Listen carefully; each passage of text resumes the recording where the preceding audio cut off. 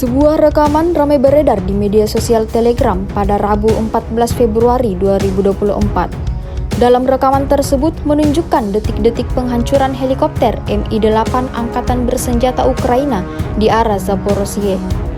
Militer Rusia setelah melakukan proses pengintaian langsung menargetkan serangannya pada titik target.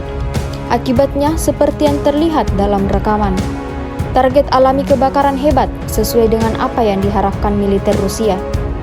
Peralatan militer Ukraina yang diserang oleh awak ATGM Kornet 9K135 Angkatan Bersenjata Rusia menerima akibatnya. Insiden ini jelas menambah daftar panjang kerugian yang didapatkan Angkatan Bersenjata Ukraina. Video ini viral dan menuai beragam komentar dari warganet.